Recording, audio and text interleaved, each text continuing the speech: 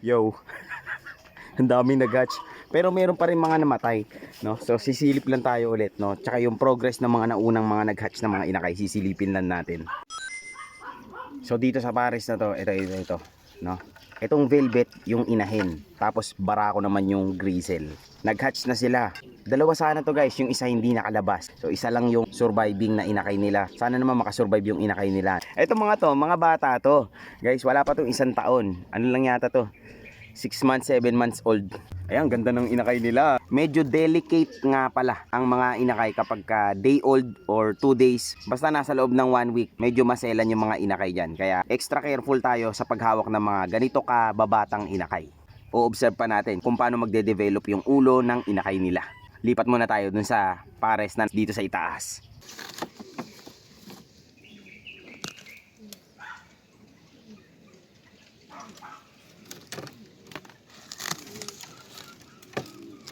Alright, dito naman sa taas, ito yung velvet naman yung barako at saka dilaw na grizzle yung inahin.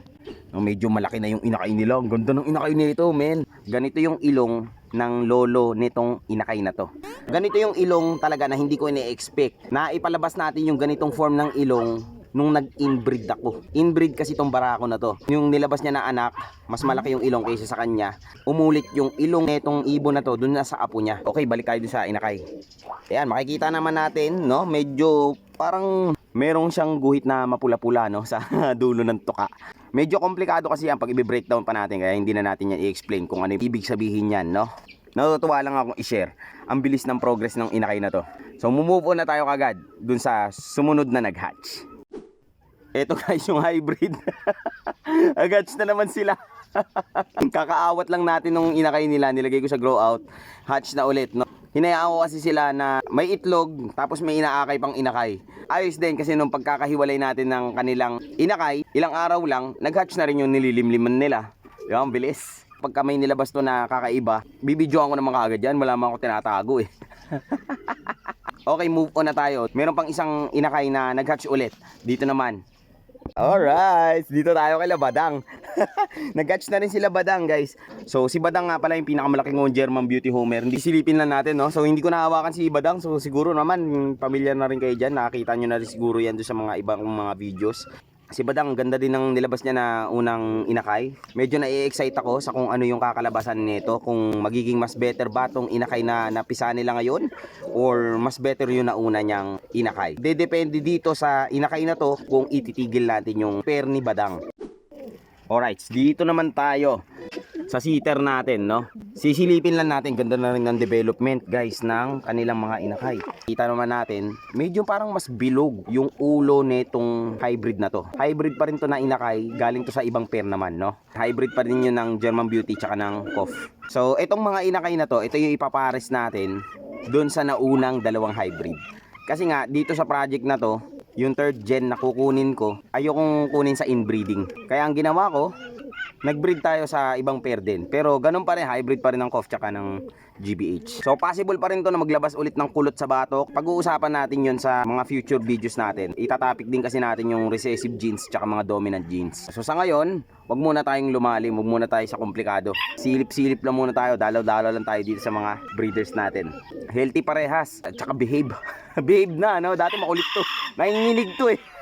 Ngayon mababait na, diba? Astig, no? So yun lang guys, no? Pinakita ko lang na daming na hatch sa atin. So expected naman natin yan kasi ang dami ko ding sinalang. Meron pa akong 2 bakante na breeder cage. Baka dadagdagan ko pa yan ng 3 cage siguro or 4 na cage. Sa susunod na, nakatamad pa ako gumawa eh. Nakakatuwa lang guys, no? Dahil yung mga breeders natin natututo silang mag-akay ng mga inakay, natututo din silang mag-incubate ng sarili nilang mga itlog. Even though gumagamit din tayo ng isang seater. Ayoko na sanang gumamit ng seater kasi yung seater ko dati, yun yung pinaka-favorite ko na kalapate. Pinatay ng sawa. Parang ayoko na sanang gumamit ng seater. Nakakwentuhan ko kasi yung tropa ko dati, dumadalaw dito sa amin. na open up ko, manghiram ako ng ibon sa kanya. Tapos hindi naman siya nagdalawang isip, no? Bigay agad.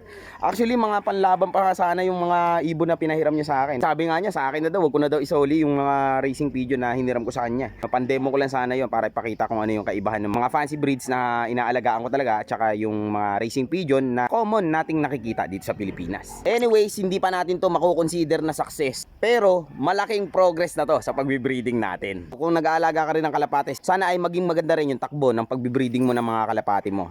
At sana, yung mga inakay na ma-hatch dyan sa'yo ay makapagbigay din sa'yo ng ligaya na posibleng hindi man maintindihan ng iba. Pero ang importante, nararamdaman mo. Kahit ano pa man na breed ng kalapati ang ating nahiligang alagaan at competition na naibigan nating salihan, dapat ay relax lang tayo sa paghahabi, no? Kanya-kanyang bisyo lang yan. Hindi ko na papatagalin. Ako nga pala si Mastong at itong Warriors TV. Kita-kits tayo sa susunod na video.